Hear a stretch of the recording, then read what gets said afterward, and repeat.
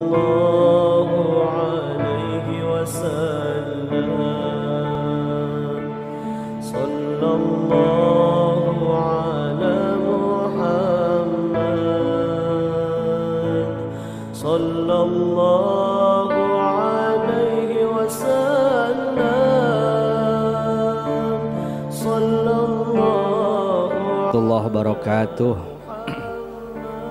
Alhamdulillah wassalatu wassalamu ala rasulillah Sayyidina Muhammad ibn Abdillah wa ala alihi wa sahbihi wa mawalah. Asyhadu an la ilaha illallah wahdahu la syarikalah wa asyhadu anna sayyidana Muhammadan abduhu wa rasuluh la nabiyya ba'dah.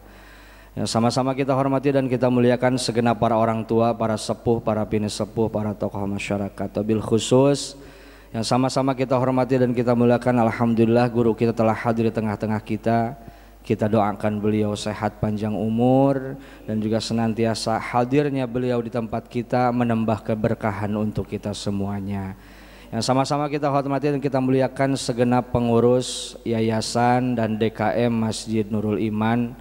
Dan juga yang sama-sama kita hormati, saya cintai dan saya banggakan seluruh ibu-ibu, bapak-bapak hadirin jamaah yang selalu istiqomah hadir di setiap kegiatan dan kajian di masjid kita. Mudah-mudahan duduknya kita, ngajinya kita senantiasa dicatat oleh Allah Subhanahu wa taala sebagai amal ibadah yang bakal kita petik pahala dan barokahnya fid dunya wal akhirah. Amin ya rabbal alamin. Bapak Ibu hadirin jamaah rahimakumullah. Sebelum kajian kita mulai seperti biasa, mari sama-sama kita baca suratul Fatihah untuk kita, orang-orang tua kita, guru-guru kita dan orang-orang yang telah berjasa di masjid kita. Seluruh para donatur yang telah ikut andil membantu dalam setiap kegiatan di masjid kita, baik itu membantu dalam kegiatan tahfizul Quran, kegiatan santunan yatim, sedekah Jumat, sedekah Ahad subuh, makanannya, rezekinya, tenaganya. Mudah-mudahan kebaikan kita dan mereka semuanya dibalas oleh Allah Subhanahu wa taala, rezekinya diganti dengan rezeki yang lebih banyak, lebih barokah dan pahalanya sampai untuk kita dan orang-orang tua kita semua. Ala hadhihi niyah wa ala kulli niyatin shalihah nas'aluka al-ijabah ila hadratin Nabi Sayyidina Muhammadin sallallahu alaihi wasallam. Al-Fatihah. A'udzubillahi minasyaitonir rajim. Bismillahirrahmanirrahim. Alhamdulillahirabbil alamin. Arrahmanir rahim. Maliki yaumiddin. Iyyaka na'budu wa iyyaka nasta'in.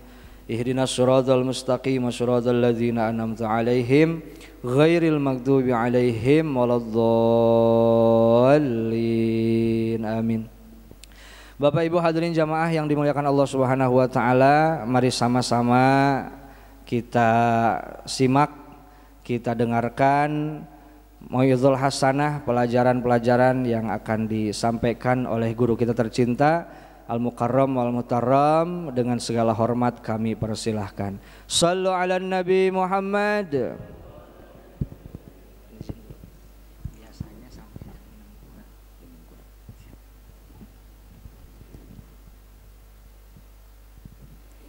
Assalamualaikum warahmatullahi ta'ala wabarakatuh.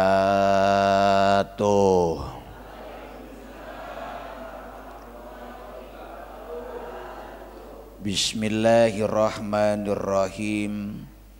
Alhamdulillahilladzi arsyadana ila ta'atihi wa jajarona an maksiyatihi. Ashhadu an la ilaha illallah iktiraran biwahdaniyatihi wa ashhadu anna Muhammadar Rasulullah iktirafan bin nubuwatihi. Wassalatu wassalamu ala man arsalahu li irsyadil ibad wa ala alihi wa sahbihil muhtadina ila sabili rasyad. Allahumma fasalli wa sallim wa barik ala sayyidina wa habibina wa syafi'ina wa qurrati a'yunina wa maulana Muhammadin wa ala alihi wa sahbihi ajma'in, amma ba'du.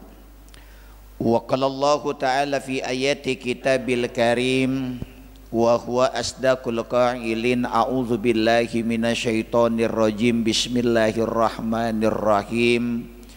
Wa may yuti'illaha war rasul fa ulaika ma'al ladzina an'ama Allahu 'alaihim minan nabiyyin wasyiddiqina wasuhada'i wassalihin wa hasuna ulaika rafiqa.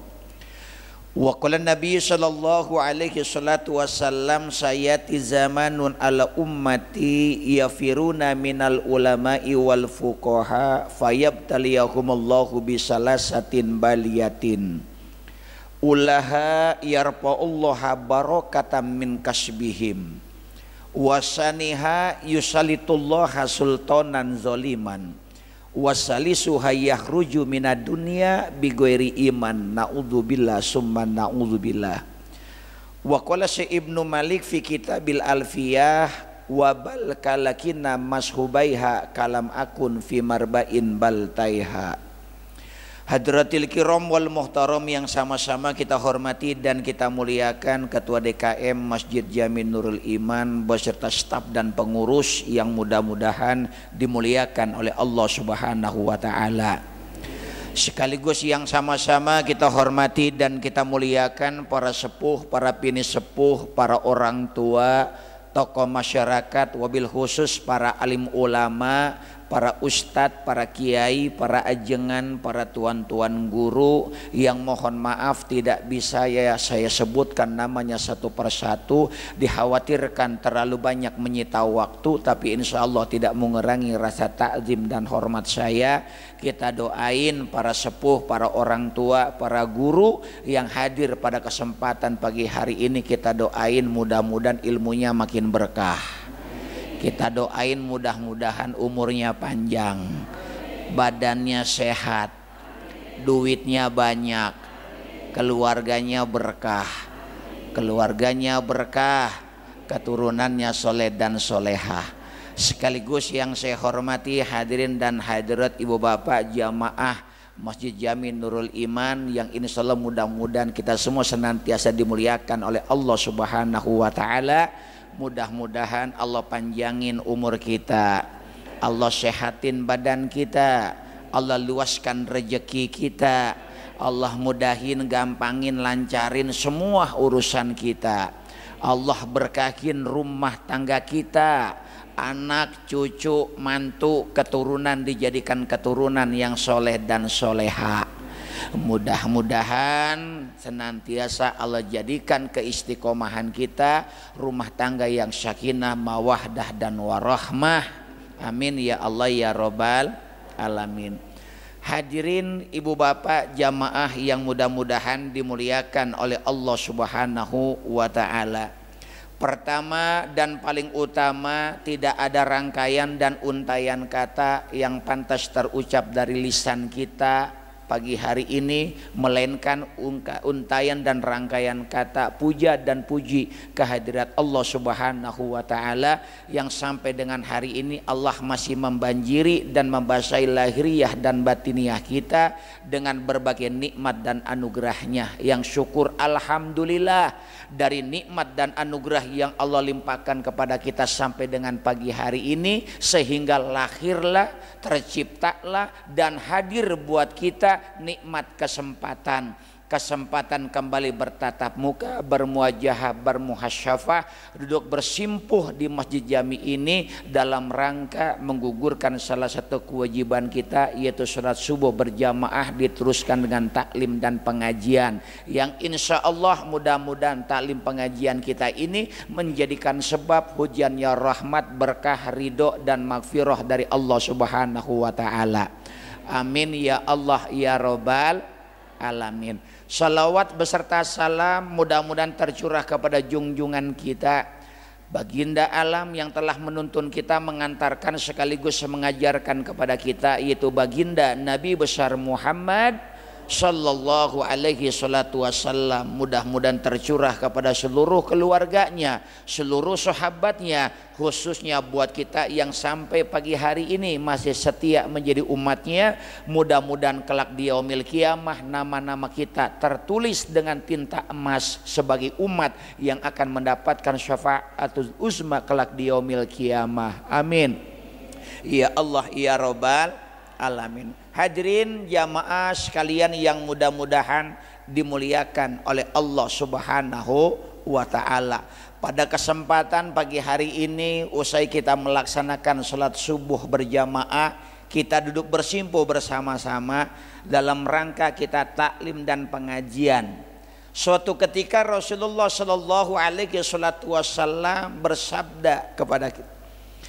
Rasulullah Shallallahu Alaihi Wasallam bersabda, "Man sholat al-ma'al jamaah, barang siapa orang yang melaksanakan sholat dan sholatnya dia berjamaah dan diteruskan wajalasa fi khalaqatil ilmi, dan dia teruskan selesai sholat berjamaah dengan khalakoh, dengan taklim dan pengajian, a'tahullahu ta'ala sittatu asya'a, maka Allah akan memberikan 6 kemuliaan dalam kehidupannya."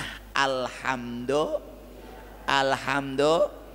Apa kemuliaan yang Allah berikan kepada orang yang sholat berjamaah di masjid diteruskan dengan taklim dan pengajian? Maka kemuliaan yang pertama yang akan Allah berikan, yang akan Allah limpahkan melalui sabdanya Nabi besar Muhammad sallallahu alaihi wasallam, yang pertama ar-rizqu minal halal. Allah akan banjiri rumah tangganya dengan rezeki yang halal. Alhamdulillah. Kenapa? Karena rezeki yang halal adalah salah satu sumber hidup penuh dengan keberkahan. Segala tingkah laku pola hidup kita yang meliputi kehidupan kita tergantung asupan makanan yang kita makan. Apa yang kita makan, apa yang kita punya bersumber dari mana dan dari cara yang benar atau yang salah. Kalau caranya aja salah, maka tidak akan pernah menjadi berkah, bahkan cenderung menimbulkan musibah. Orang yang hadir dalam masjid sholat berjamaah diteruskan dengan taklim pengajian, maka senantiasa janji Allah akan Allah banjiri rumah tangganya dengan rezeki yang halal. Rezeki yang halal insya Allah akan melahirkan dan menghadirkan keberkahan dalam hidup rumah tangga kita. Insya Hadirin jamaah sekalian yang mudah-mudahan dimuliakan oleh Allah Subhanahu wa taala. Jadi kalau yang namanya kita bicara rezeki, apalagi finansial, apalagi materi, jangan dilihat banyaknya, tapi dilihat berkahnya, dilihat halalnya. Kenapa? Kalau kita main cari tibang asal cari, yang penting dapatnya banyak. Kita nggak pernah tahu yang namanya harta rezeki yang kita punya bisa jadi bom waktu buat kita. Ada orang mohon maaf karena apa? Kalau caranya halal melahirkan keberkahan. Kalau kita lihat ada orang tetangga kita kerjanya di Lotemat Bintaro, mohon maaf kerjanya cuman cleaning service doangan. Udah begitu outsourcing lagi, bukan karyawan, gaji dipotong yayasan. UMR 4,2, 4,1 dipotong yayasan, gope udah tinggal 3,5. Tinggal 3,5 juta, mana rumahnya ngontrak, anaknya 4, kreditan motor segala macem ya, tambah lagi mertua ngikut numpang, tambah lagi ponakan nginep. Secara akal logika gaji 3,5 juta kita bawa pulang ke rumah, mohon maaf kan kalau kita hitung pecah rata paling banter sehari 120.000 kali 30 hari. Coba anak 4, kontrakan mesti bayar, kreditan motor angsuran kudu bayar. Tapi ada aja yang kalau kita lihat kerjaannya sederhana, cleaning service, gaji UMR dipotong yayasan, tapi alhamdulillah mohon maaf kontrakan kebayar, angsuran kebayar, anak nggak ada yang kelaparan, bininya cakep bisa dandan, bisa kebeli kosmetik sama treatment. Nambah mau itu lain ceritanya lagi. Hadirin jamaah sekalian yang mudah-mudahan dimuliakan Allah Subhanahu wa taala. Ada lagi orang yang kerjaannya enak, gajinya gede, bahkan di rumah bininya dagang, untungnya banyak, tapi rata-rata ada baik, mohon maaf hidupnya kurang baik dan kurang baik.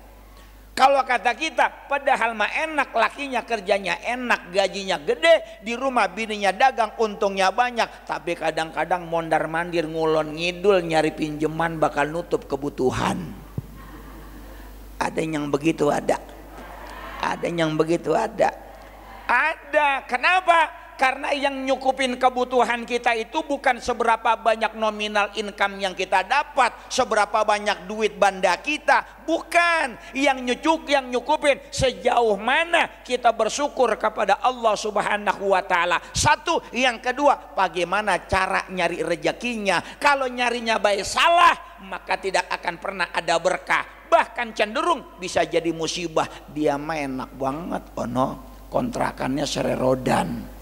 Duitnya banyak, mobil apa baik punya, ya jangan ukuran yang lihat begitu. Allah kalau mau ngambil mah bisa aja. Apa? Turuk-turuk tiba-tiba angin kagak, geluduk kagak, geledek kagak, anaknya sakit masuk rumah sakit Premier. Anaknya sembuh, abangnya lagi masuk rumah sakit.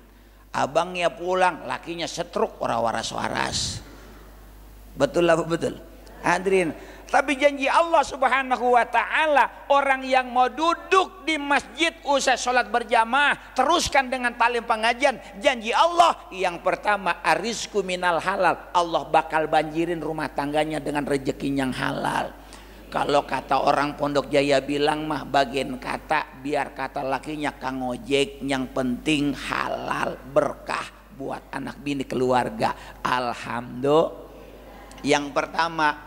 Yang kedua, kemuliaan yang Allah berikan buat orang yang mau istiqomah duduk di masjid usai sholat berjamaah teruskan dengan talim dan pengajian. Yang kedua, wayanju min azabil kubri, akan Allah bebaskan dari siksa kuburnya. Amin ngapa po? Ya Allah ya Robbal. Sekarang kalau saya tanya, percaya nggak ada siksa kubur? Percaya nggak? Bang, percaya nggak ada siksa kubur? Alhamdulillah saya pernah nyaksiin dengan mata kepala saya sendiri. Dulu ini kita ngomong orang kita baik. Kalau ngomong kebangetan formil nanti orang paham. Kita ngomong orang Pondok Jaya aja, ngaji biar kata dikit yang penting paham. Ya, yang ngaji biar kata dikit yang penting paham. Karena orang paham pasti ngerti, orang ngerti pasti tahu, orang tahu belum tentu ngerti, orang ngerti belum tentu paham. Tapi kalau paham insya Allah ngerti tahu insya. Dulu saya pernah mondok di daerah Bogor. Daerah mana? Daerah Bogor Lewiliang. Saya mondok beberapa tahun di sono. Ada satu cerita di kampung sebelah dekat pesantren saya, ada orang tua laki bini punya anak 3. Bicara harta, bandanya seablag-ablag kalau kata orang Betawi. Itu sawah selebar jagat punya dia. Angkot Kopabun warna biru 05 jurusan Jasinga Bubulak Dramaga IPB Bogor punya 15. Penggilingan beras punya 2. Orang kampung asal giling beras di rumah dia. Padahal mah anaknya 3 sukses semua. Yang 2 di Jakarta, yang 1 di Bandung. Yang 1 di Jatinegara, yang 1 di Manggarai, yang 1 di daerah Bandung. Tinggal di kampung, tinggal laki-laki sama nenek-nenek. Aki-aki sama nenek-nenek, bandanya seablak-ablak, hartanya melimpah. Tapi biar kata hartanya banyak, mohon maaf pelitnya naujubillah min jalik. Ama tetangga kagak mau nyampur. Pengajian orang pernah datang, diundang tetangga nggak pernah nyongok nyetor muka, orang pernah, hidupnya turu-turu jabi berdua. Ganti hari lewat minggu, ganti bulan, nih aki-aki tutup usia. Kalau kata orang kita mah mati kali ya, mati. Yang benar mati apa meninggal? Yang benar mati apa meninggal? Mati apa meninggal? Mati, bukan meninggal. Kalau meninggal berarti orang ngaji. Lah emang kata siapa? Lah itu kita kalau kita baca doa lagi sembahyang, inna sholati wa nusuki wa mama, meninggal apa mati? Mati. Nih aki-aki mati pak, mati bu. Nih aki-akinya meninggal dunia. Boh. Diumumin masjid, musola, majlis talim, pesantren diumumin orang kaya mati. Begitu dapat kabar mati, nyampe ke pesantren, nyampe ke kumping santri. Santri mah kalau di kampung paling demen kalau dengar ada kabar orang mati. Kenapa? Kuli baris, emang kiriman masih jauh. Begitu orang tua meninggal dunia, anak 3 pulang ke kampung. Yang di Jakarta 2 pulang, yang 1 di Bandung juga pulang. Dapat kabar bapaknya mati. Begitu anak cucu mantu pada pulang, anak yang paling tua datang ke pesantren, minta tolong sama saya punya kiai, minta tolong diurusin jenazah bapaknya. Akhirnya kiai berangkat membawa 20 orang santri buat nyolatin. Begitu panjang jalan kata santri, nih yang mati orang kaya, amplopnya gede paling nih, amplopnya gede nih. Begitu nyampe di rumah, yang meninggal sepi, ada bendera kuning doang, ketiup angin lagi dadah-dadah begitu tuh. Emang malum orang Betawi, mondok di kampung orang, mulut orang Betawi makan lemes banget ya. Saya nanya sama guru saya, sama kiai, ini orang matinya jadi apa ora sih? Emang apa? Enggak ada yang nyelawat, sepi banget, di bang bendera doang. Ini gambaran hidup buat kita bang. Manusia mah makhluk sosial, bukan makhluk individual. Kita mah nggak bisa dewek-dewek, kita nggak bisa sendiri. Yang namanya orang hidup, kita mah mohon maaf bang, jangan kata kita hidup, mati aja masih ngeribetin orang. Betul apa betul? Makanya perlu kita bersosialisasi, bertetangga, berwarga sama masyarakat, bermasyarakat hidup. Kenapa? Mohon maaf, jangankan kita hidup, kita mati masih ngeribetin tetangga. Sekarang saya tanya, kita tutup usia, kita mati, kita mandi dewek apa dimandiin? Mandi sendiri apa dimandiin? Dimandiin. Saya belum pernah sampai gini hari nemu orang mati duduk deprok di atas balai gejubar dia mandi sendiri. Begitu kita mandi dibungkus, yang bungkus sendiri apa dibungkusin? Dibungkusin. Bayangin kalau kita mati bungkus sendiri, rapi kagak kayak lontong iya. Begitu rapih kita dibawa ke masjid, disembayangin kita, itu dari rumah ke masjid jalan sendiri apa digotongin? Belum pernah kita ngeliat orang mati begitu dibungkus pakai pocong kaclak kucluk jalan dewek ke masjid. Digotong, yang gotong tetangga, kadang ponakan, kadang yang gotong ya saudara kita. Tuh hadirin jamaah sekalian yang mudah-mudahan dimuliakan oleh Allah. Begitu nyampe, ini gambaran hidup. Orang hidup itu dilihat bagaimana pada saat dia tutup usia. Mungkin kacamata lahiriah kita ngata begini, orang biasa diamahkan begitu ya. Kesehariannya juga biasa, lempengan ke masjid dia ke masjid, ngaji dia ngaji, lempengan ada yang meninggal ngikut jikiran, tahlilan. Begitu dia meninggal, yang nyelawat banyak banget. Ini menunjukkan sepanjang hidupnya dia menebar manfaat buang orang banyak. Khairun nas anfa'uhum linnas, sebaik-baiknya manusia yang hidupnya bermanfaat buat orang banyak. Orang kalau hidupnya manfaat, begitu dia tutup usia, orang rasanya punya rasa kehilangan. Akhirnya nih jenazah aki-aki diurusin, dimandiin, dikafanin, disolatin ada 25 orang, santri 20, anaknya bertiga, kiai sama supir, 25 orang. Begitu beres disolatin, singkat cerita mau dibawa ke pemakaman, mau dikuburin. Begitu nyampe di kuburan, singkat cerita kata kiai saya, yuk anak-anaknya yang lanang turun semua ke liang kubur. Turun anaknya 3 orang laki-laki yang turun ke dalam kuburan, nanggapin jenazah bapaknya. Anak yang paling gede nanggapin lempengan palanya. Anak yang nomor 2 nanggapin lempengan badan bapaknya. Anak bontot nanggapin lempengan kaki bapaknya. Begitu ditanggapin itu jenazah, masih ingat betul saya, karena masih terbayang itu di mata. Begitu mayat digeletakin, bapaknya digeletakin di lubang landak. Itu kan lubang kuburan yang ada coakan dikit tuh, itu namanya liang landak, namanya lubang landak tuh modelnya ya.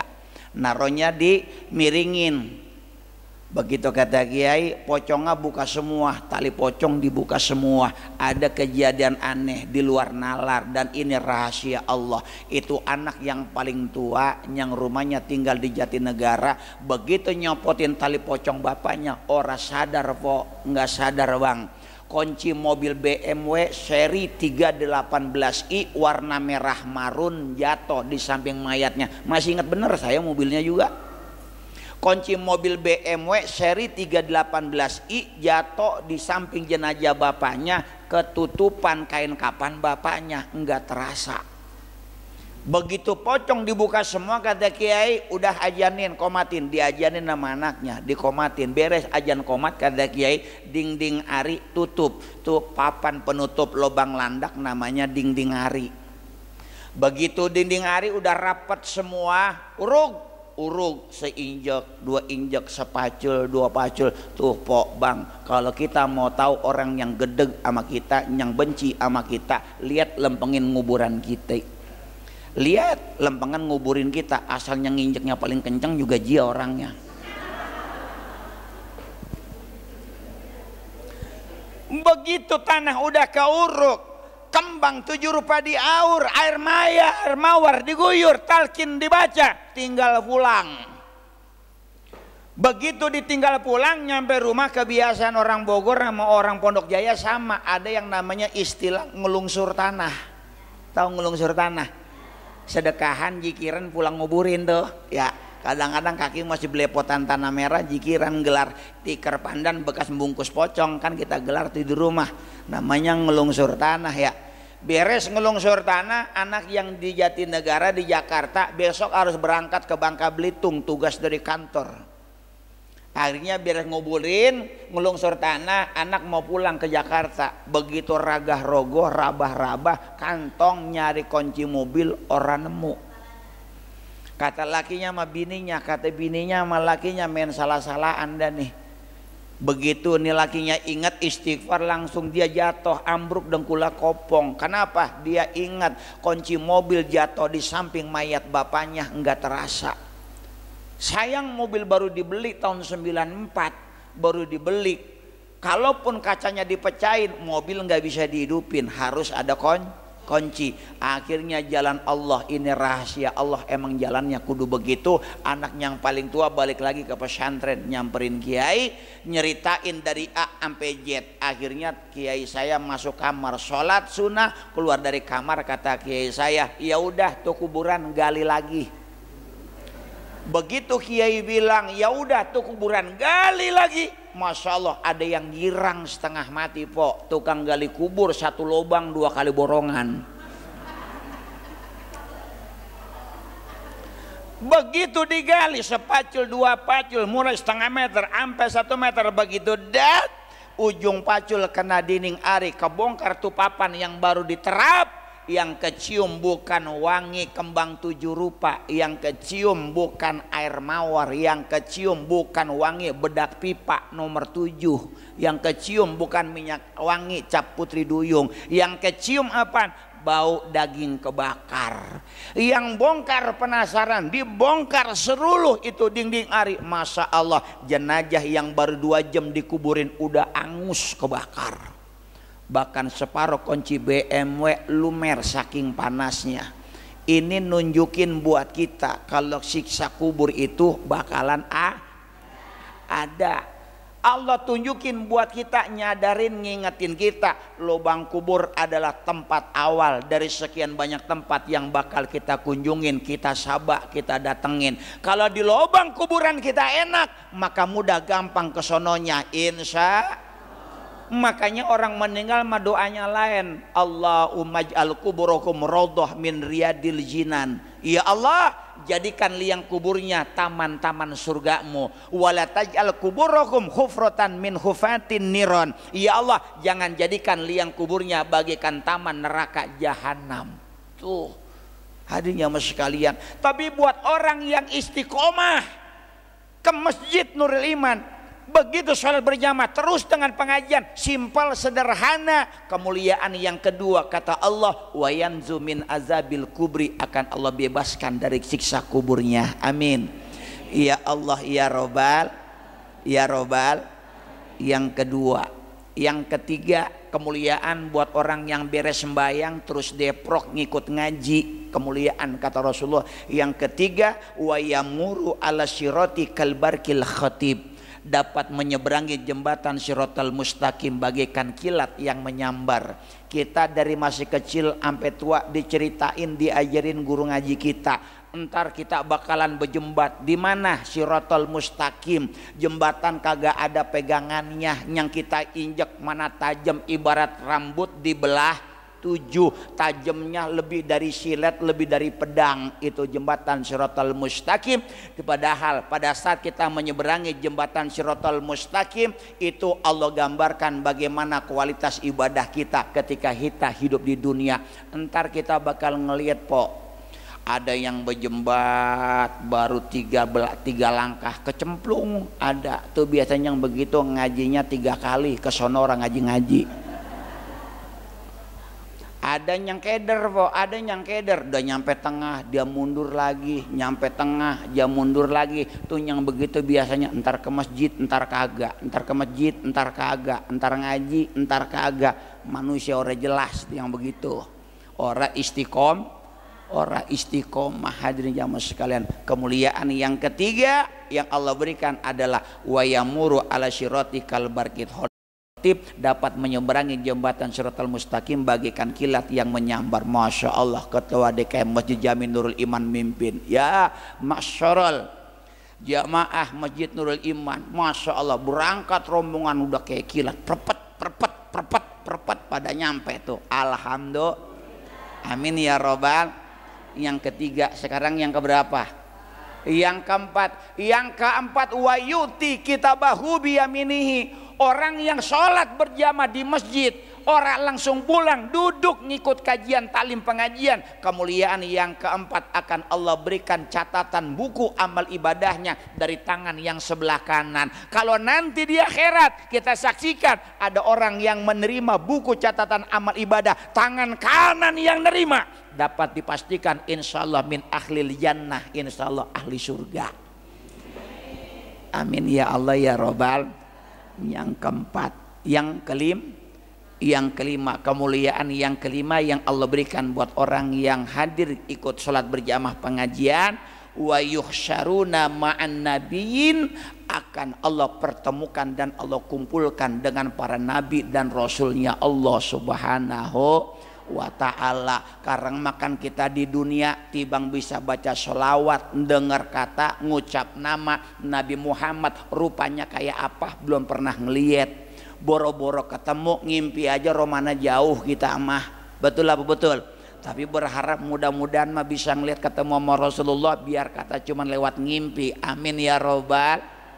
Tapi orang kalau yang akan Allah pertemukan adalah orang yang istiqomah ke masjid, taklim ngaji di masjid, maka kemuliaan yang kelima akan Allah pertemukan dengan para nabi dan rasulnya Allah subhanahu wa ta'ala. Kemuliaan yang keenam yang akan Allah berikan kepada orang yang istiqomah memakmurkan masjid dengan sholat berjamaah dan talim pengajian adalah wabanallahu ta'ala betan fil jannah min yakutatin ahmar lahu arba'una baban. Maka orang yang taklim istiqomah ke masjid, makmurkan masjid dengan salat berjamaah dan pengajian, maka akan Allah bikinin, Allah bangunin rumah yang indah, yang gede, yang mewah, yang megah di surga. Alhamdulillah.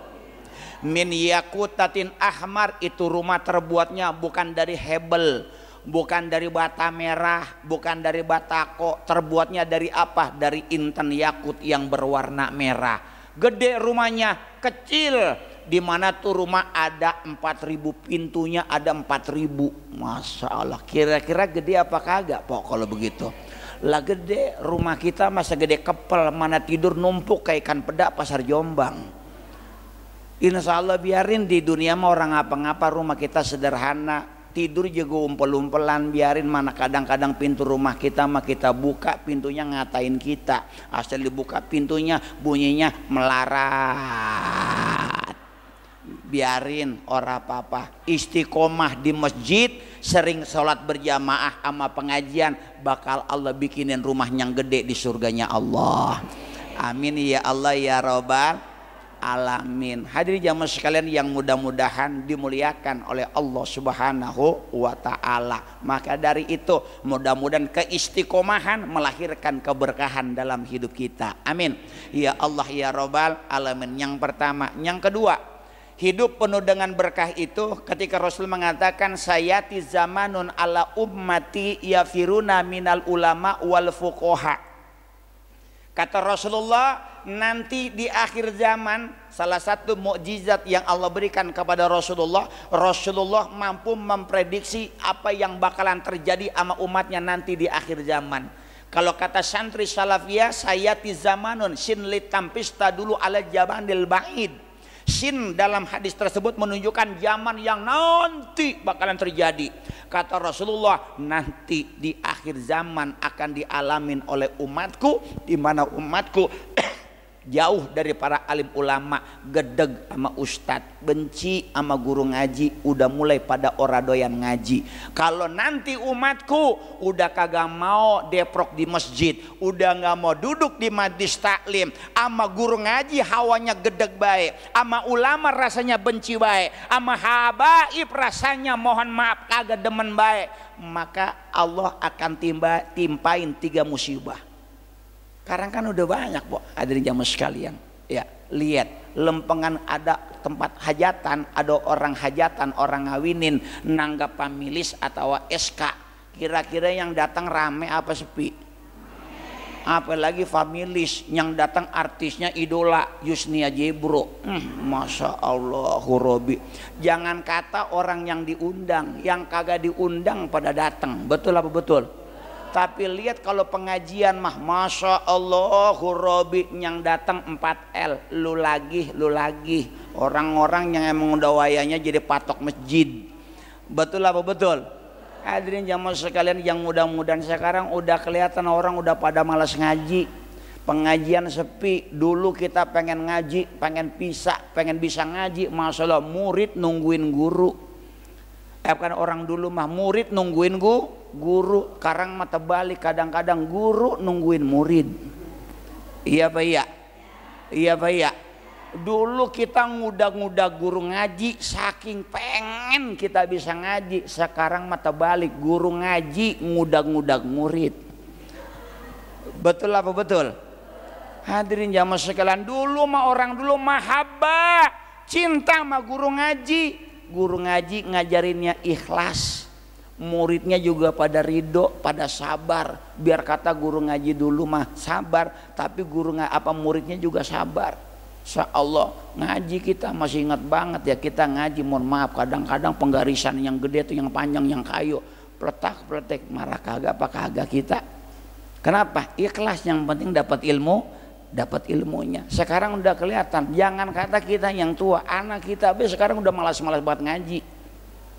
Makanya kata Rasulullah, sayati zamanun, nanti di akhir zaman bakal dialamin, bakal kejadian di mana orang udah mulai malas ngaji, udah mulai malas pengajian, datang ke pengajian, ke majlis taklim.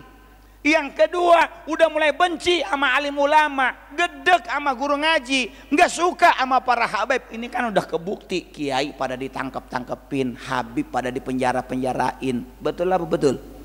Udah kebukti. Kalau zaman itu telah terjadi, kata Rasulullah, fayabtaliyakumullahu bisalasatin baliyatin, akan Allah timpakan 3 balai musibah terhadap umat itu. Apa? Yang pertama, yarfa'ullaha barokatan min kasbihim, bakal Allah angkat keberkahan dari hidup kita, akan Allah angkat keberkahan dari kampung itu. Na'udzubillahimin. Makanya sekarang kita udah mulai keberkahan dikit-dikit mulai diangkat sama Allah Subhanahu wa taala. Caranya dengan apa? Lihat sekarang apa mahal. Beras naik, sembako naik, gara-gara bensin naik, ekonomi naik, tambah lagi musibah silih berganti. Nyangono gempa Cianjur belum beres, kemarin Garut lagi udah goyang. Betul lah betul. Orang kelar-kelar Allah udah mulai ngangkat keberkahan. Bisa jadi salah kita, bukan alamnya aja yang udah tua, bisa jadi kita kebanyakan dosa. Betul apa betul? Muhasabah buat kita. Baru kemarin Bu, Cianjur 5,4 skala Richter, Kemarin siang Garut 6,4 skala Richter. Bagaimana kalau seandainya bukan 6,4 atau 5,4, 64 skala Richter? Ambak-ambakan alam dunia. Betul lah, betul. Hadirin jamaah sekalian yang mudah-mudahan dimuliakan oleh Allah Subhanahu wa taala. Makanya kalau hidup mau berkah, hadir di pengajian Majlis Taklim. Di mana ada Majlis Taklim? Deprok, duduk. Di mana ada guru ngaji, temenin, hormatin, muliain. Kenapa? Memuliakan guru ngaji, hormat sama guru ngaji, kunci keberkahan hidup kita. Datang ke Majlis Taklim, Ustadz, saya orang bisa baca Quran. Biar kata nggak bisa baca Al-Quran, nggak bisa baca kitab, nggak nenteng Al-Quran, nggak nenteng juz amma, nggak bawa buku, nggak bawa pulpen, nggak bawa pena, nggak bawa pensil. Duduk di Majlis Taklim aja, kunci keberkahan hidup akan Allah berikan keberkahan. Amin. Ya Allah ya Rabbal, kita lihat kalau orang yang namanya orang hidup di dunia yang kita cari cuman keberkahan hidup, bukan kesenangan hidup. Karena orang senang belum tentu berkah, tapi kalau orang berkah insya Allah senang bahagia dunia akhir. Kalau kita ngaji ngambil contoh, jangan pakai bangetan jauh dah, yang dekat-dekat. Kita lihat orang tua kita dulu. Orang tua kita dulu hidupnya bagaimana, orang berkah buat orang tua kita dulu. Makanya ngelihatnya ke orang tua. Orang tua masya Allah, apalagi orang tua dulu kita. Kalau sama anak, kalau ngajarin anak, apalagi kalau orang Betawi, orang Pondok Jaya ngajarin anak zaman dulu, orang Betawi ngajarin anak pakai bahasa siloka. Apaan bahasa siloka? Bahasa filosofis, dikit nyelekit artinya dalam.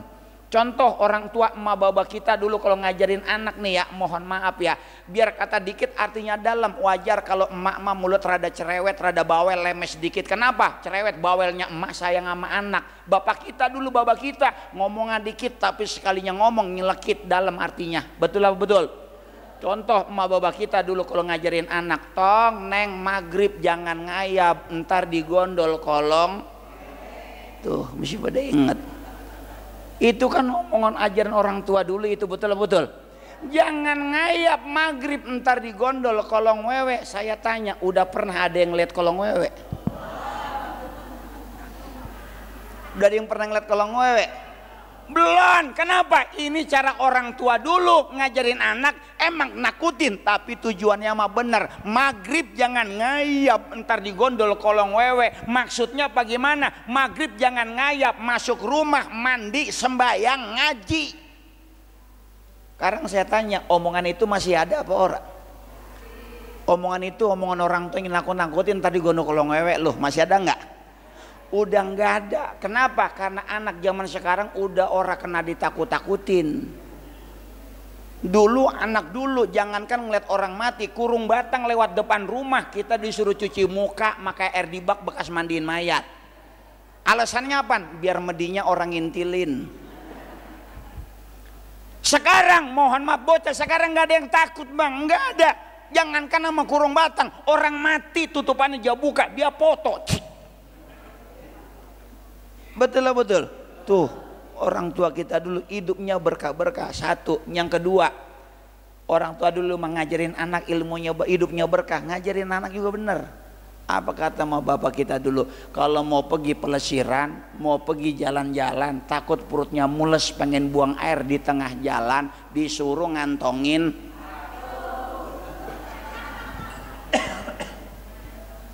ini kan ilmu orang tua dulu nih ya. Takutnya lu mau pergi pelesiran, mau pergi jalan-jalan, mau pergi senang-senang, takut perut mules pengen buang air, takut perut mules pengen berak, disuruh ngantongin batu. Tapi kadang-kadang tuh batu manjur juga ya po ya. Bukan batunya yang manjur. Kenapa? Mulut orang tua keramat.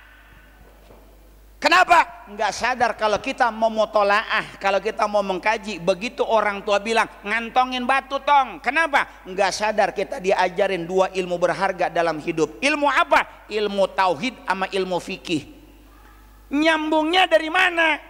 Nahan mules ngantongin batu, ilmu tauhid, ilmu fikih. Begitu orang tua bilang ngantongin batu tong, maka alam bawah sadar kita menciptakan sebuah sugesti yang menguat. akan melahirkan keyakinan. Wal yakinu minal adam ilal wujud, karena yakin yang tadinya kagak ada bisa ada karena faktor keyakinan. Yakin udah ngantongin batu, maka gua pengen berak di mana-mana. Betul apa betul? Begitu udah yakin ngantongin batu, menghilangkan keinginan untuk buang air besar, menghilangkan kontraksi yang terjadi pada lambung. Tuh, kenapa? Udah yakin ngantongin. Kalau ngantongin batu aja mules bisa hilang, bagaimana yakin kita kepada Allah Subhanahu. Makanya orang tua kita dulu pertama yang diajarin sama anak adalah nilai-nilai keyakinan kepada Allah Subhanahu wa taala. Orang tua kita dulu modalnya yakin. Kalau bicara modal pendidikan, orang tua kita dulu minim pendidikan. Yang sekolah diniyah paling banter lulusan madrasah. Sekolah umum paling banter SD, kalau kagak sekolah rakyat. Betul apa betul? Menjalanin hidup modelnya yakin doang sama Allah. Anak sekandang, bininya 4, akur semua, nggak ada yang cakar-cakaran. Kenapa? Modalnya yakin. Ada peribahasa orang tua dulu mengatakan banyak anak banyak. Tuh, kenapa? Orang tua yakin banyak anak banyak rejeki. Setiap orang rejekinya masing-masing, orang bakalan salah alamat, nggak bakalan ketuker. Anak banyak ngumpul dalam rumah, dikumpulin rejeki jadi banyak. Orang zaman sekarang yakinnya kurang sama Allah. Begitu rumah tangga punya anak 2, bininya disumpel suruh KB masang spiral. Alasannya takut orang kuat ngempanin, sekolah mahal, kontrakan mahal, beras mahal, bensin mahal, sembako mahal. Kalau alasannya takut, khawatir nggak kuat ngempanin, percis omongan kagak yakin ada Allah yang maha kaya, yang maha memberikan rezeki. Betul apa betul? Pertama, kita diajarin ilmu keyakinan. Yang kedua, kita diajarin ilmu fikih. Nyambungnya dari mana? Ngantongin batu sama ilmu fikih. Ustadz, saya udah ngantongin batu, terus mulesnya kagak hilang. Kalau mules kagak hilang, ya udah lu nongkrong, lu jongkot di kebun siapa kek. Begitu udah nongkrong jongkot di kebun, beres buang air, begitu mau cebok kagak ada air. Lah kan lu ngantongin, emang boleh cebok pakai batu? Lah boleh. Makanya kalau ngaji fikih biar danta. Dalam kitab fikih Safinatun Najah, naik yang beratan dikit Kasyifatus Saja, naik yang beratan dikit Sarasitin, yang beratan lagi dikit Fathul Qorib, naik 1 tingkat Kifayatul Akhyar, naik 1 tingkat Fathul Mu'in, yang lebih tinggi lagi I'anatul Thalibin. Semua kitab fikih bab pertama pasti bab toharoh. Apa itu? Bab suci. Bab apa itu? Salah satunya dalam bab toharo ada istinja. Apa istinja? Cebok. Kenapa bab toharo sampai cebok ditaruhnya bab awal? Karena inilah banyak orang yang sembarangan sama cebok. Ntar di akhirat kita bakal ngeliat ada orang ke masjidnya rajin, puasanya rajin, sedekahnya rajin, umroh saban bulan, haji saban tahun, tapi masuk neraka. Ditanya oleh malaikat, apa dosanya? Dosanya 1, sembarangan lagi cebok. Ini biasanya penyakit orang lanang kalau nonton orkes di mana-mana. Asal kebelet pengen kencing nyari kebun, begitu beres kencing daun apa be jarambet bakal ngelap. Yang enak begitu jarambet daun pecah beling ya. Kan pada besot dah tuh ya. Saya sebujak-bujak ngaji kitab belum pernah dapat dalil cebok boleh pakai daun. Ini kadang-kadang ada lagi yang lucu, begitu di kawasan padat penduduk dia nonton orkes, begitu kencing nyari selagan, di samping rumah orang. Begitu beres kencing kadang-kadang habis cebok orang dipeper-peperin.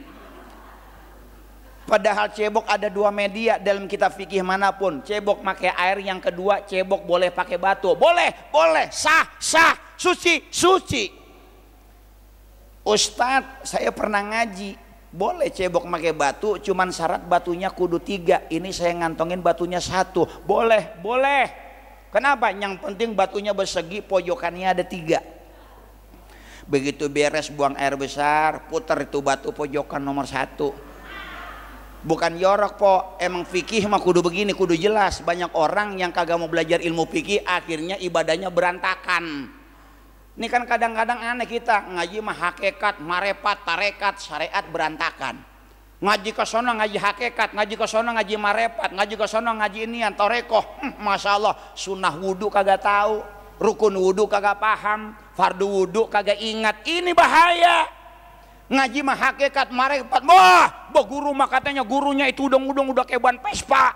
Begitu ditanya rukun sholat ada berapa, ora paham. Sunnah sholat ada berapa, ora tahu. Fardu sholat ada berapa, ora apal. Ini yang bahaya. Banyak yang akhirnya ibadah kita kagak ngepek. Bisa jadi ibadah kita sembarangan. Kenapa? Kagak didasari dengan ilmu syariat fikihnya. Banyak orang sembayang tapi kelakuannya percis kayak orang kagak sembayang. Banyak nggak begitu? Ke masjid masa banari, tunggang-tungging di masjid, sholat tiap waktu, jidat cemong sampai pada hitam, betis dengkul sampai bengkak, ruku sujud. Begitu keluar masjid ngomongin orang berhenti, dengki sama tetangga orang hilang-hilang, busuk hati sama saudara kagak habis-habis. Ini kan sama aja orang sembahyang tapi percis kayak orang kagak sembah. Ini yang salah apa? Orangnya yang salah apa sholatnya? Padahal inna sholata tanha anil fahsya iwal munkar. Sholat mencegah dari perbuatan keji dan munkar. Aneh kalau ada orang ke masjid saban waktu, berjamaah tiap waktu, terus pengajian, keluar dari masjid omongan percis kayak orang kagak sholat, perbuatan percis kayak perbuatan orang kagak sholat. Berarti apa? Sholatnya kagak ngepek kesehariannya. Ini yang salah sholatnya apa orangnya? Bisa jadi orangnya yang salah, bisa jadi sholatnya yang salah. Kenapa? Sholatnya tunggang-tungging doang kayak senam pocok-pocok, kagak ngerti, kagak paham apa yang dia lakuin. Na'udzubillahimin. Kenapa? Sholat mah sholat tapi kagak didasarin sama syariat, sama ilmu fikihnya. Na'udzubillahimin. Makanya ilmu fikih mah perlu, penting. Kenapa? Kepake saban hari. Makanya kalau ngaji fikih kudu detil, kudu danta, hati-hati. Tuh, begitu beres buang air besar, putar tuh batu pojokan nomor 1, peperin tuh di lubang kelepus. Yang kayak bawa kue cucur ya. Nik fikih emang begini pak, bukannya jorok, emang kudu jelas kalau fikih mah. Peperin tuh pojokan batu nomor 1, prepet. Habis dipeperin ketul, licin apa asat? Licin berarti belum bersih. Puter pojokan nomor 2, peperin lagi, prepet. Ketul lagi, licin asat, licin, puter pojokan nomor 3, prepet, asat, asat. Mafhum, nanya ustad, itu kan kalau yang buang airnya kerang, bagaimana kalau yang buang airnya perpet pet pet pet pet pet? Kalau emang buang airnya begitu mah berarti jangan ngantongin batu po, ngantongin apaan? Ngantongin genteng selembar. Jamaah sekalian yang mudah-mudahan tuh hebatnya orang tua kita dulu kalau ngajarin anak pakai bahasa siloka. Kenapa bahasa siloka? Bahasa majaji, kiasan dikit tapi artinya dalam. Makanya 2 kunci keberkahan hidup. Kalau hidup mau berkah, ikutin, turutin, pakai omongan orang tua dulu. Orang tua dulu kita kan gak sembarangan bang. Kenapa? Yang dicari berkah bukan banyak. Contoh orang Betawi dulu yang usaha kebanyakan pergi milir ke kota. Milir masih ingat pergi milir? Pergi dagang ke kota, pergi milir. Orang dulu nyebutnya pergi milir. Itu asal mau pergi milir kan kita nanya dulu sama bapak kita, Mbak besok saya mau pergi milir.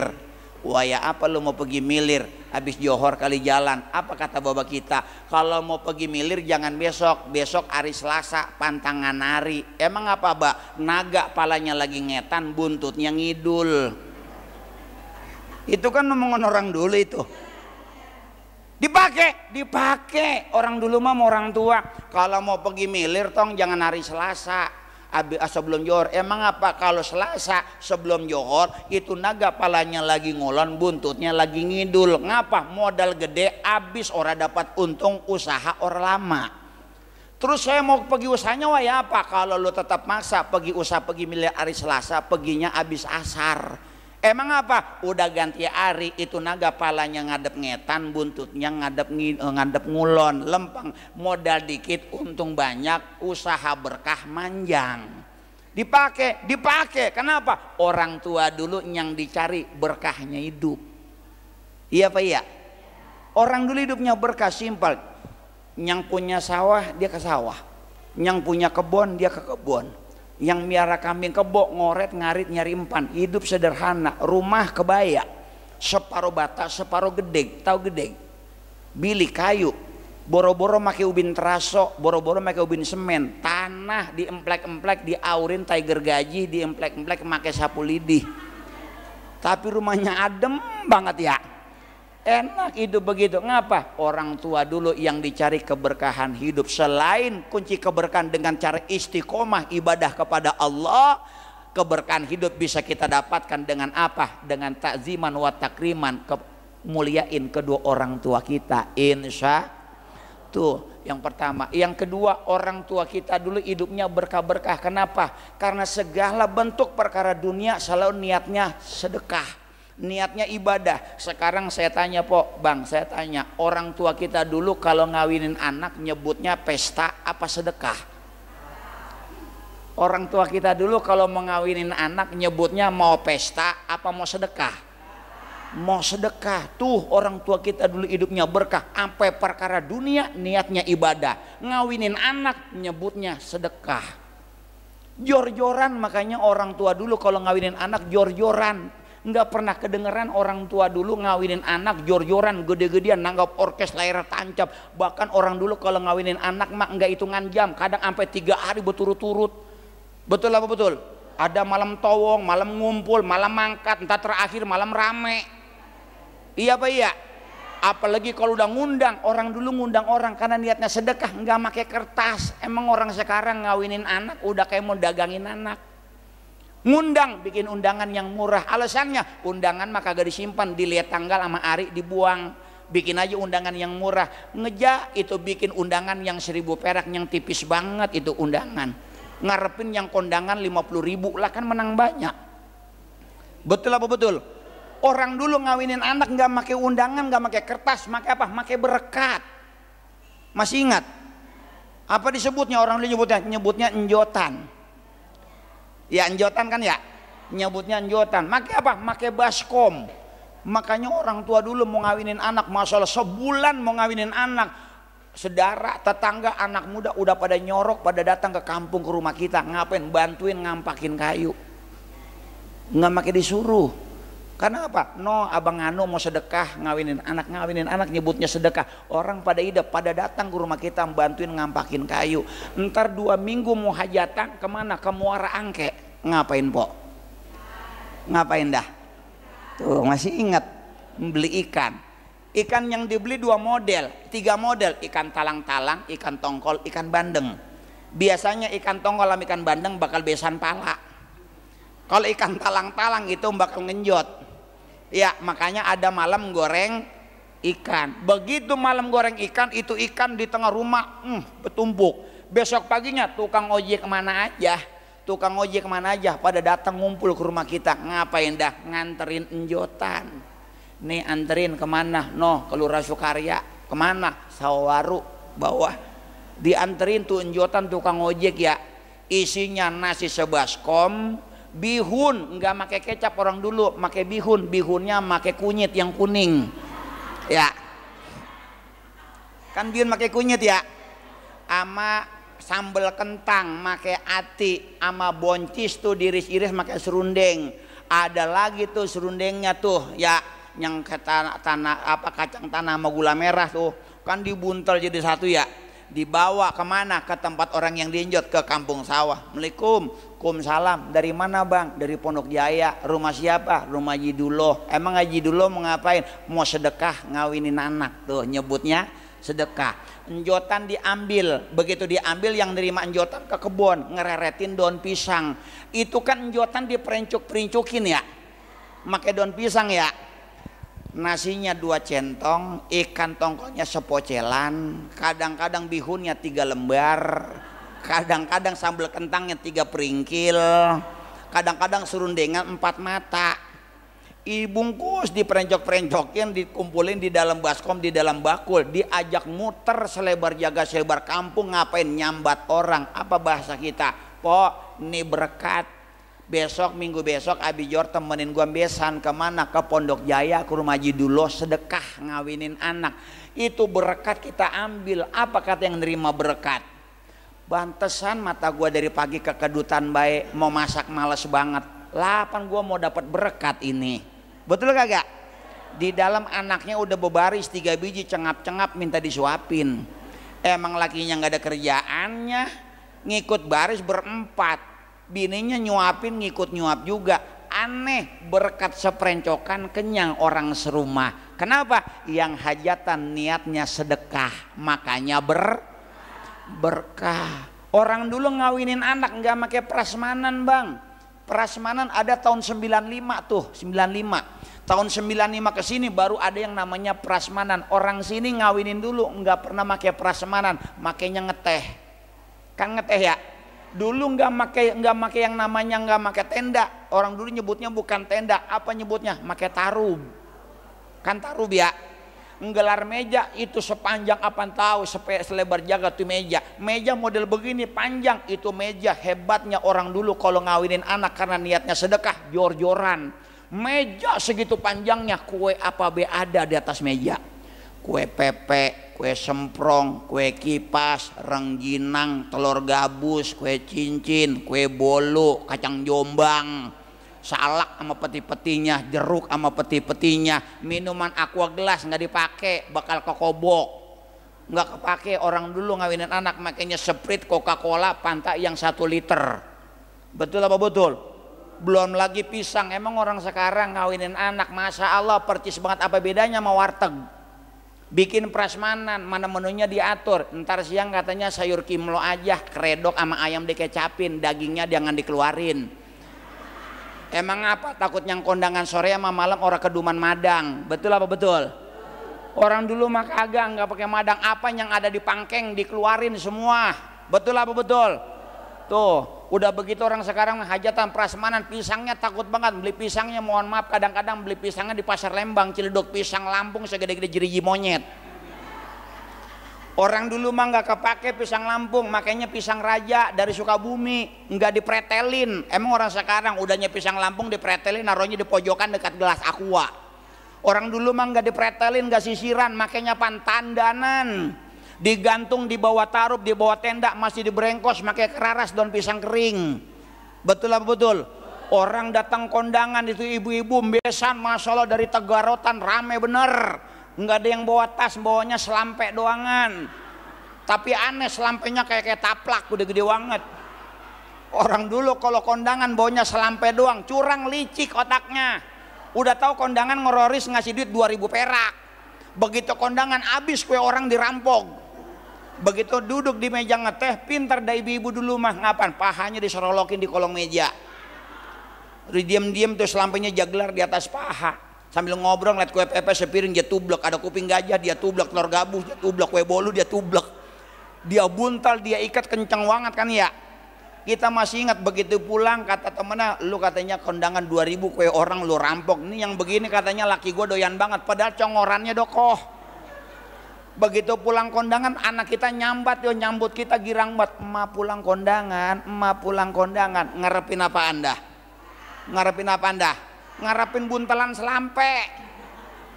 Emang dasar emaknya kebangetan, ngikatnya kebangetan kenceng, masya Allah numpuk po jadi satu.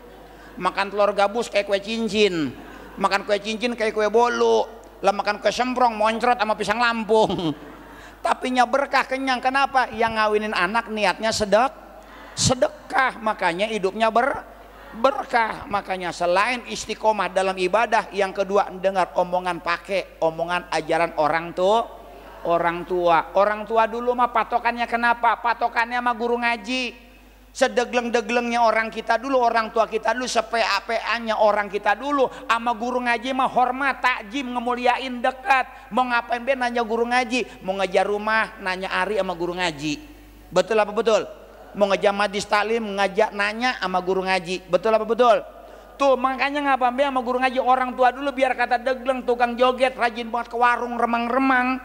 Tapi kalau bukan sama guru ngaji mah hormat, takjim. Tuh makanya yang kedua, yang ketiga, kunci keberkahan hidup hormat, ngemuliain guru ngaji. Guru ngaji mana? Yang ada di kampung kita. Saya bukan nyalain, kadang-kadang orang tapi pantas gitu ya. Bikin acara tablik akbar, kita ngundang kiai dari mana-mana. Kita undang kiai yang mahal, puluhan juta kita bayar tuh kiai. Begitu nyampe ke kampung kita ceramah cuma 45 menit. Dapat tawa doang, cekakak cekikik, cekakak cekikik. Begitu pas pulang tuh kiai mana parselnya 2, berkatnya 5 kantong plastik gede, sampai rengkot-rengkot bawa berkat. Lah ada guru ngajinya yang saban hari ngajarin Quran, yang saban hari ngajarin fikih, yang saban hari ngajarin ibadah yang bener bagaimana. Masya Allah, yang ceramah mah merokoknya Samsul Refil, guru ngajinya mah Jarum Coklat 76. Kadang-kadang itu yang ceramah Parsel 43, guru ngaji mah berkat sama jemaah. Masya Allah, mana begitu pulang sendal lilinya yang separuh hilang. Pantas hidup kita orang berkah. Kenapa? Sama guru ngaji kita nggak bisa ngormatin. Siapa? Makanya dalam kitab Taklimu Taklim karangan Sejarnuji mengatakan ta'ziman wa tariman, kunci keberkahan hidup adalah muliakan guru ngajimu, muliakan ulamamu. Ulama mana? Yang ada di kampung kita. Di kampung kita ada guru ngaji, itu yang kudu lebih dulu kita hormati, kita muliain. Perhatiin guru ngaji kita tuh. Makanya orang tua dulu mah, mohon maaf ya, suka nanya sama guru ngaji. Guru kan dulu menyebutnya tuan guru, bukan ustad, bukan kiai. Ustad kiai ada tahun 75 kemari ini, 80 ada ustad. Tahun 80 75 ke atas rata-rata orang manggil tuan guru. Mau guru ngaji, mau guru silat, manggilnya tuan guru. Guru, hidup kalau mau berkah bagaimana? Hidup kalau mau berkah tergantung bagaimana sembayang. Sembayang yang benar. Sembayang yang benar bagaimana guru? Tergantung ngambil air wudunya. Tuh balik lagi ilmu fikih.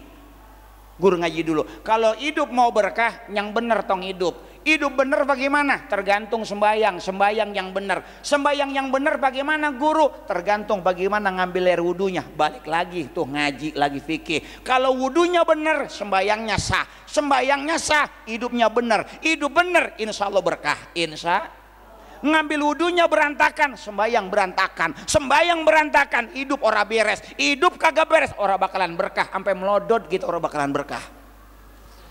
Jadi balik lagi ke wudu, nggak boleh sembarangan ngambil air wudu.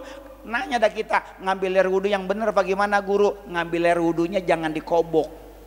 Jangan Zaman dulu kita nggak hidup jet pump, nggak kenal yang namanya sanyo, nggak pernah kenal yang namanya keran. Tapi pada punya inisiatif, kata punya guru ngaji, ngambil air wudunya jangan dikobok, takutnya kagak sah. Pada hidup, pada paham, pada bikin padasan. Masih ingat padasan? Padasan yang pakai kendi tuh, kadang-kadang kaleng black kita bolongin tuh, yang bakal pancuran air. Kan kita bikinin kuda-kudaan tuh ya. Kita taruh, kita tanggringin di atas, naruhnya kan di pinggir sumur ya. Dulu kan sumur kan ada dua model tuh dulu, ada sumur kerek, ada sumur senggot. Sumur kerek yang pakai tali karet sama ember, yang asal nimba air bunyinya klak klak klak klak klak klak klak klak klak klak klak klak klak klak kejebur. Asal maghrib kita mau sembahyang ke masjid, nutur ayam dulu, ayam jago belum pulang, kagak taunya nyemplung ke dalam sumur. Dulu kita kenyang banget ngakalin ayam nyemplung di sumur make pengki, kita ikat make tambang ya. Ingat banget itu kita, masya Allah. Itu sumur kerek. Yang kedua ada sumur senggot. Sumur senggot, paham sumur senggot? Yang make bambu, yang make bambu, yang ujungnya make ban bekas sama batu, yang asal nimba air bunyinya kita tarik ke bawah, melarang. Yang nimba nenek-nenek begitu itu apa ember diangkat dari lubang sumur bunyinya peot. Kita tublek ke dalam padasan, dari sumber air jatuh ke padasan bakal ngambil air wudhu, suci mensucikan kagak mustakmal. Tuh alhamdulillah. Guru, saya nggak punya padasan, ngambil air wudhunya saya kobok. Boleh ngambil air wudhunya dikobok. Yang penting airnya lebih dari 2 kula. 2 kula berapa guru? Kurang lebih 200 liter. Hati-hati, orang dulu mah takut sembayangnya kagak beres, ngambil air wudhunya, hati-hati. Dulu masjid jarang, musola kagak ada, adanya kan langgar dulu mah. Ya langgar ya. Tuh makanya hebat orang dulu, sampai sembayang aja dilanggar dulu mah. Ada di langgar, ngambil air wudhunya zaman dulu kan nggak ada keran air curcor model begini, nggak ada. Ngambilnya apaan? Di bak. Baknya gede, ngisin airnya pakai sumur enjot. Masih ingat sumur enjot? Kompak enjot yang merek Butterfly. Yang asal musim kemarau, musim panas kudu mancing kita. Mancing 2 ember baru dapat seember, air belum naik. Kan itu gagangnya ngendal bubalik itu ya. Jenggot saya aja nih janggut 2 kali sobek hantam gagang kompak ini. Kita ngisin bak, bakal orang ngambil air wudhu, bak. Makanya dipakai orang tua dulu kita. Kita di rumah punya bak, baknya kan gede-gede dulu rumah kamar mandi kita ya. kolamnya gede-gede. Maksudnya kenapa orang dulu bikin kolam gede-gede? Takut ngambil air wudhunya kagak sah. Kata guru ngaji, boleh ngambil wudhu di kobok, yang penting airnya lebih dari 2 kula. Hebat hidup berkahnya. Itu kolam dikuras kagak, dikosrek kagak, dibersihin kagak, sampai pada belumut pinggiran kolam ya. Di atas itu pun pucuk pakis sudah tinggi-tinggi banget. Di bawah kodok bangkong udah beranak 4. Airnya bening banget, nggak tahu datangnya dari mana. Begitu ngambil air wudhu kita kobok, masya Allah ikan betok sepatium udah gede-gede banget di dalam.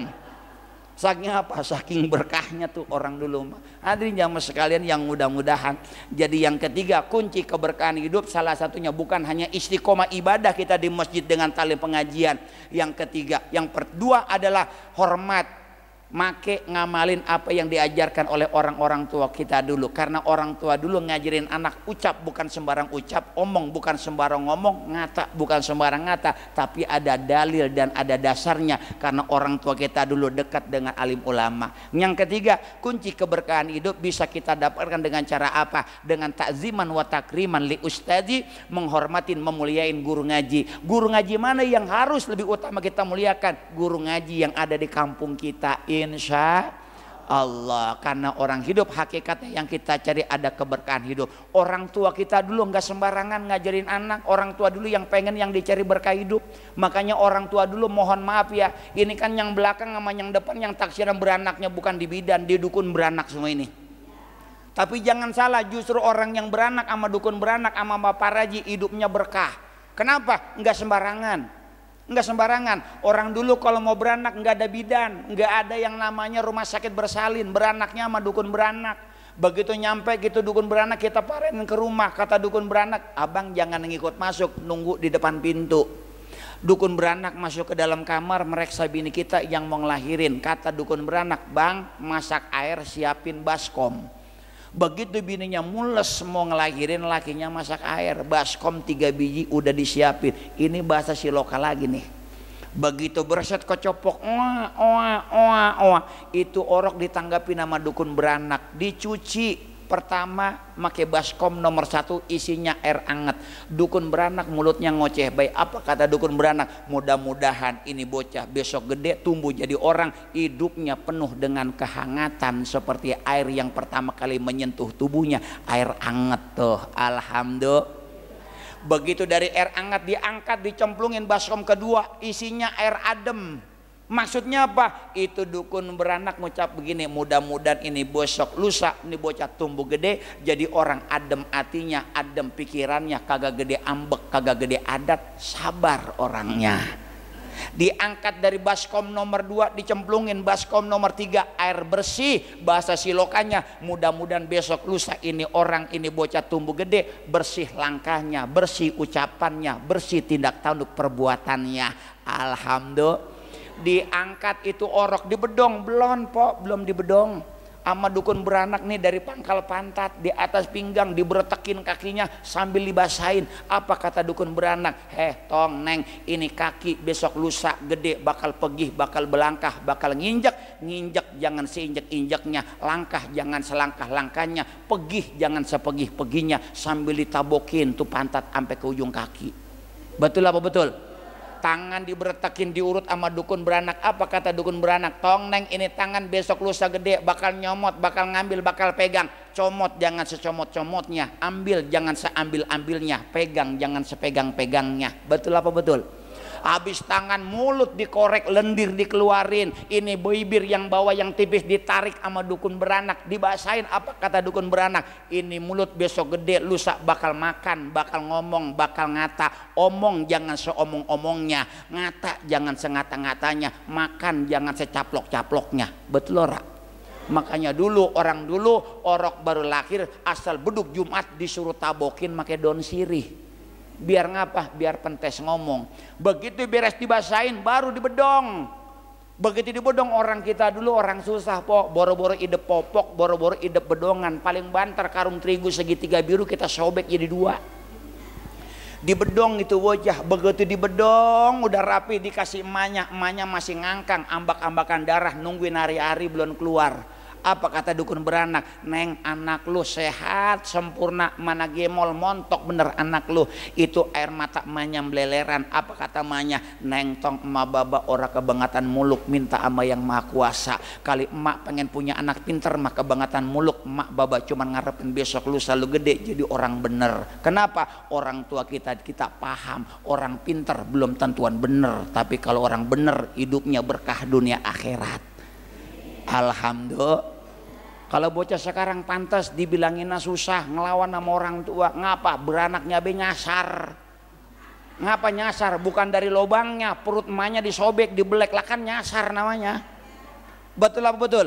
Begitu udah beranaknya nyasar, nyucinya sembarangan. Di mana? Di keran. Apa bedanya sama ikan tongkol di pasar Jombang? Dikupiak, udahnya diupiak, dibedong. Begitu dibedong, dinomerin anak kita udah kayak korban Idul Adha. Iya Pak, iya, dibasahin kagak, didoain kagak. Begitu udah rapi bapaknya dipanggil, Pak. Mungkin anaknya mau diajarin, kadang-kadang bapaknya geblek lagi, ajan biar bisa lagi. Hadirin jamaah sekalian yang mudah-mudahan dimuliakan oleh Allah Subhanahu wa taala. Maka dari itu hidup mas simpel, sederhana, jalani apa adanya sesuai dengan syariat yang diajarkan guru ngaji kita. Insya Allah hidup kita penuh dengan keberkahan. Kunci keberkahan orang tua kita dulu. Kenapa? Orang tua dulu kita kagak neko-neko hidupnya, nggak banyak lagu, nggak banyak gaya. Orang tua dulu mah ngukur baju di awak. Kalau kata orang Betawi, ngukur baju di awak. Gaya, kelakuan kudu sesuai sama kemampuan. Ini kadang-kadang kemauan gede, kemampuan orang punya. Sama kayak bocah zaman sekarang, udah rumah ngontrak, kerja nora punya, pakai belagu-belagu, kawin mulu lagi. Betul lah betul. Orang tua kita dulu bininya banyak, wajar, bandanya masih sablag-ablag, tanah kebunnya masih lega. Sekarang udah habis, amunya orang Bintaro semua. Nih kampung udah tinggal dicaplok doang sama Bintaro Jaya. Hadirin jamaah sekalian yang mudah-mudahan dimuliakan oleh Allah Subhanahu wa taala. Ini saja yang dapat saya sampaikan, kurang lebihnya mohon maaf. Jadi jangan dianggap ini tausiah, jangan pelajaran ataupun ceramah, ya jangan. Di sini banyak kiai yang ilmunya lebih mumpuni dari saya.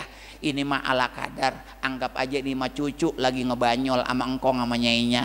Anggap ini mah ponakan lagi bercanda sama encang-encingnya. Anggap anak lagi ngobrol sama emak sama babanya, ya. Kalau katanya ceramah tausiah jangan, aduh berat, mohon maaf, sama aja nganterin asam ke gunung, sama aja nganterin garam ke tengah laut. Tapi biar kata dikit, tapi insya Allah mudah-mudahan nambahin sedep, amin. Ini saja kurang lebihnya mohon maaf. Mudah-mudahan ada manfaat dan masyarakat, khususnya buat al-fakir, umumnya buat kita semua. Kebetulan dari tadi saya liatin Eno sarapan udah siapin, ada 3 meja udah siap di luar. Kalau kata orang Pondok Jaya mah ikan sepat, ikan gabus berenangnya di air tawar. Lebih cepat, lebih bagus. Bagaimana mau tenang kalau perut mulai lapar. Ini aja kurang lebihnya mohon maaf. Kalian doa ya. Kalian doa berarti borongan 2 dikaretin aja. Hadirin jamaah sekalian, mari sama-sama kita tutup acara kita pagi hari ini dengan munajat doa kepada Allah. Mudah-mudahan segala hajat kita dikabulkan oleh Allah Subhanahu wa taala. Ini di pagi hari momentum, saat dan waktu yang tepat buat minta, buat doa sama Allah, minta sama Allah. Kalau seandainya ada emak kita, ada baba kita, abang kita, empok kita, anak mantu, cucu, keturunan kita ada yang sakit, minta mudah-mudahan diangkat penyakitnya. Yang sakit rumah tangganya, yang sakit usahanya, yang sakit kantongnya, sakit rumah tangganya, sakit jodohnya, diangkat sama Allah Subhanahu wa taala. Buat anak-anak kita, anak cucu kita yang masih pada sekolah, mudah-mudahan dibukain hati sama pikirannya, bisa nerima pelajaran, mudah-mudahan jadi anak yang pinter, bisa nyenangin, bisa membagian kedua orang tua, amin. Ya Allah ya Rabbal alamin, ala hadiniyah wa ala kulli niyatin shalihah wa ila hadratin nabil mustafa Muhammad sallallahu alaihi wasallam. Sallallahu al-Fatihah. Alhamdulillah rabbil alamin arrahmanir rahim maliki yaumiddin iyyaka na'budu wa iyyaka nasta'in ihdinas siratal mustaqim siratal ladzina an'amta 'alaihim ghairil maghdubi 'alaihim waladdallin amin. Astaghfirullahaladzim astaghfirullahaladzim.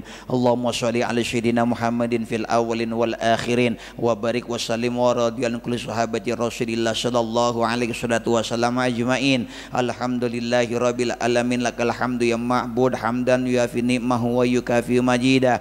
Ya ya Rabbana lakal hamdu kama yang bagi li jalalika wa dzikal karim wa azimi sultanik. Allahumma shalli ala sayyidina Muhammad wa ala ali sayyidina Muhammad salatan tunyina biha min jami'il ahwali wal afat wa taqdilana biha jami'al hajat wa tutahhiruna min jami'i syai'at wa tarfa'una biha indaka ya Allah a'la darajat wa tubalighuna bi asal ghayat min jami'il khairati fil hayati wa abadal mamat innaka la kulli syai'in qadir. Allahumma inna as'aluka bi fadli bismillahirrahmanirrahim wa bihaqqi bismillahirrahmanirrahim wa bihabbati bismillahirrahmanirrahim wa bimu'zizati bismillahirrahmanirrahim wa bimunzilati bismillahirrahmanirrahim irfa qadri wa yashir amri wa syadri ya man huwa kafha ya ain sadha mim ain shin qaf alif lam mim ra alif lam mim sad. Allahu la ilaha illa wal hayyul qayyum bismil hibbat wal qudrah wa bismi jabarut wal azamah ij'alna min ibadika sholihin al muttaqin wa ahli ta'atikal muhbitin ya rabbal alamin. Allahumma sholli ala sayyidina Muhammad wa ala ali sayyidina Muhammad adada anwa'ir rizqi wal futuhati ya basital ladzi yabsutu rizqi liman yasha'u bi ghairi hisab ubsut alayya rizqan katsiran min kulli jihatin min khazaini rizqika bi ghairi minnatin mahlukin bi fadlika wa karamika wa ala alihi wa sahbihi wa barik wa sallim. Allahumma ighfir li dhunubi wa li walidayya warhamhuma kama rabbayana shighara wa li jamil muslimin wal muslimat wal mu'minin wal mu'minat al ahya'i minkum wal amwat. Allahumma inna as'aluka husnul khatimah wa na'udzubika min su'il khatimah wa syarril akibah. Allahumma rabbana dzalamna anfusana wa illam taghfir lana wa tarhamna lanakunanna minal khasirin. Allahumma rabbana atina fid dunya hasanah wa fil akhirati hasanah wa qina adzabannar. Wa sallallahu alaihi sayyidina Muhammadin nabiyil ummi wa ala alihi wa sahbihi wa barik wa sallim. Subhanaka rabbika rabbil izzati amma yasifun salamun alal mursalin walhamdulillahi rabbil alamin. Allahumma shalli wa sallim ala sayyidi wa habibi wa tabibi qalbi wa jasadi wa ruhi sayyidi rasulillah Muhammad ibni Abdillah as-sadiqil amin wa ala alihi wa sahbihi ajmain. Allahumma salli wa sallim ala sayyidi wa habibi wa tabibi qalbi wa jasadi wa ruhi sayyidi rasulillah Muhammad ibni Abdillah as-sadiqil amin wa ala alihi wa sahbihi ajma'in. Bareng-bareng kita baca subhanakallahumma wa bihamdika asyhadu alla ilaha illa anta astaghfiruka wa atubu ilaih. Kurang lebihnya mohon maaf. Billahi taufiq wal hidayah. Assalamualaikum warahmatullahi wabarakatuh. Kami ucapkan